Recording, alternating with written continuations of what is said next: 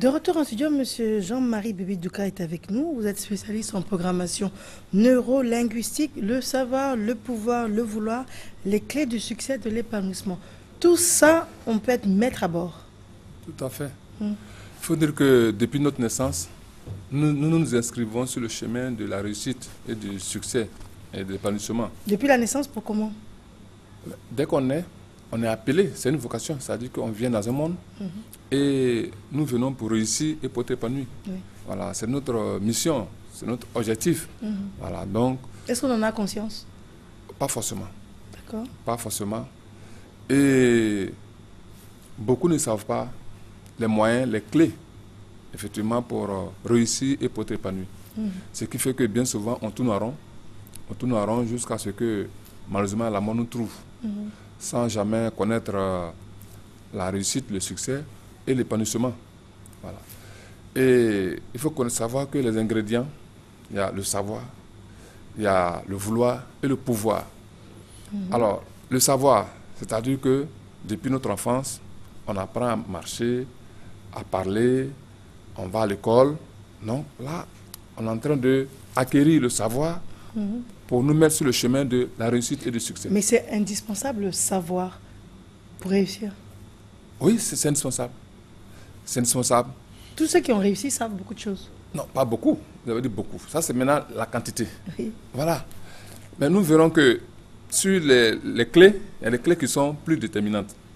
Et que si vous savez beaucoup, et que la volonté, le vouloir vous manque, ce savoir ne peut pas vous apporter grand-chose sur le chemin du succès.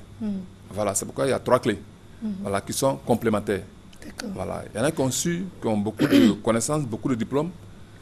Et il y en a sur le carreau. qui sont sur le carreau, qui n'arrivent pas à sortir du lot. Voilà. Parce que leur manque, c'est le vouloir.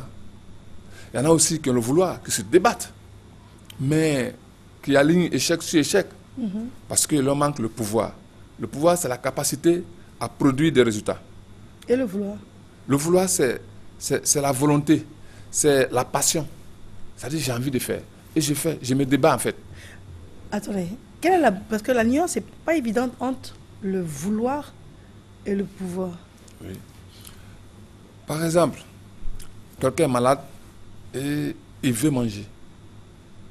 Mais il n'a pas la capacité de manger. Ouais. Il veut manger parce que c'est que... Donc le vouloir, c'est ce que le cerveau demande. Oui, c'est-à-dire que c'est la conscience de la responsabilité. Hein? Le pouvoir, c'est la conscience de la responsabilité. C'est-à-dire, à ce moment précis, qu'est-ce qu'il faut faire, qu'est-ce que je dois faire. Voilà, c'est ce qui stimule le vouloir. Le pouvoir, c'est la conscience de soi. Voilà, c'est-à-dire, quelle est ma conviction, quelle est ma conception, mes croyances, hein? Quelles sont les idées qui me poussent. Voilà, c'est ce qui en fait entraîne l'énergie, les ressources intérieures. Quelqu'un qui nous écoute, qui a des diplômes, qui est au chômage, qui vient d'une famille average, de niveau moyen, qui n'a pas de travail, qui a des diplômes. Cette personne-là, elle a donc le savoir. Oui. Maintenant, elle veut s'en sortir. Elle dépose des CV Tout à fait. qui n'aboutissent pas, malheureusement. Et cette personne-là se débrouille en étant commerçant occasionnel. Ça ne marche pas forcément comme activité. On l'a grugé également. Donc, elle avait un petit capital qu'elle a pu obtenir avec des proches de 50 000. Ce capital a été englouti par des gens de mauvaise foi. Alors, le vouloir et le pouvoir interviennent où ici? Ici, le vouloir et le pouvoir. C'est-à-dire qu'il a essayé. Hein? Le vouloir nous amène à essayer, nous amène à nous projeter dans la tâche. Voilà. Parce qu'il me faut faire ça pour me nourrir, pour sortir du lot. Voilà. Donc, on se lance à la tâche.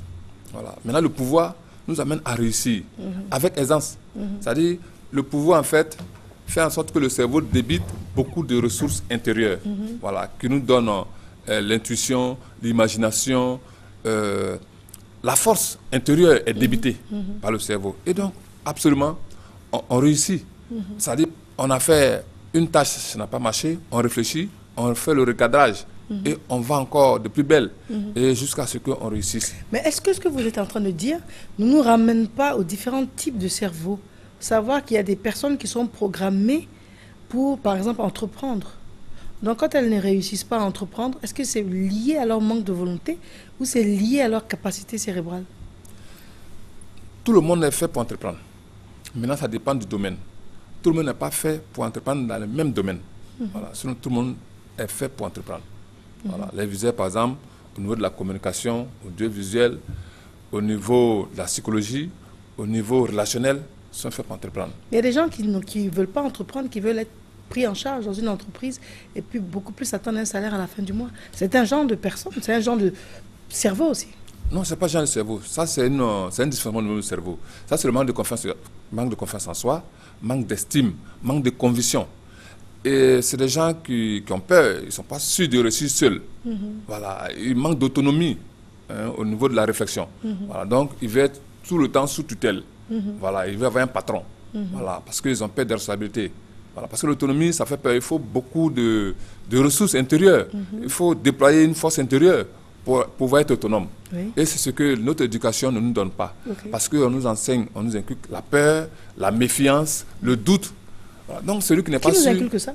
Mais l'éducation familiale, les parents. Pourquoi la inconsciemment. Peur, pourquoi? Oui, mais on nous minimise, on méprise les enfants, on leur fait prendre conscience qu'ils ne savent rien, qu'ils sont faibles. Et justement, il y a une génération qui se fait au niveau du cerveau. L'enfant se dit que moi, je n'ai aucune capacité intérieure. D'où la protection permanente des parents. On prend des décisions à la part des parents, à la part des enfants.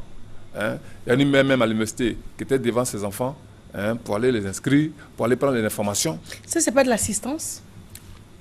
Non, l'assistance doit être progressive. C'est pas de la protection aussi? On se dit que l'enfant est petit, il faut le préserver de la des vicissitudes de la vie, il faut l'encadrer jusqu'à ce qu'il soit mature pour pouvoir affronter la réalité. Mais est-ce qu'un enfant peut rester sur le dos de sa maman et apprendre à marcher?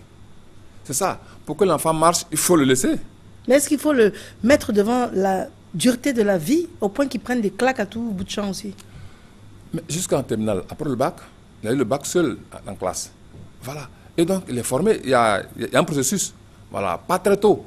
Mais au fur et à mesure, quand l'enfant grandit, il doit apprendre l'autonomie et la responsabilisation. C'est parce qu'il n'a pas appris ça qu'on est toujours à ses trousses. Sinon, s'il a appris, s'il a développé le sens de la responsabilité et de l'autonomie, on n'a plus besoin de ça. D'accord. Oui. À ce stade, on va faire une courte pause. Il est juste le temps pour nous d'une transition, puis on revient sur cette discussion très intéressante.